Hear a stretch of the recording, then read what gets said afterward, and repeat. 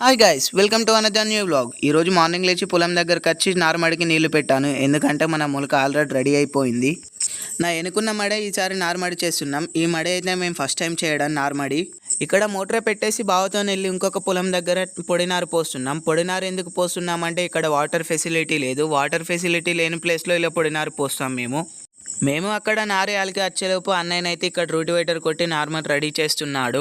నారైతే ఎక్కువ శాతం ఇలా ఉన్నప్పుడే అలుక్కోవాలి. ఎందుకంటే ఇంతకన్నా ఎక్కువ పెద్దగా అయితే అది పిట్టలకు దొరుకుతుంది. అలాగే వాటర్లో మునిగిపోకుండా కొట్టుకుపోయే ఛాన్సెస్ బాగా ఉంటాయి. అయితే ఈ పైప్ తీసుకొని నార్మడిలో ఉన్న మిట్టలు బోడలు అన్ని సమానంగా లాగుతున్నాను. ఎందుకంటే మిట్టలు బోడలు ఉండడం వల్ల నారు మురిగిపోతుంది. నేనైతే మడి మొత్తం సమానంగా లాగి నారలకడం స్టార్ట్ చేశాను. నేనైతే ట్రాక్టర్ ఇంటికాడ పెట్టి వచ్చేలోపు అమ్మ ఒక 3 తట్టల నారైతే అలికేసింది.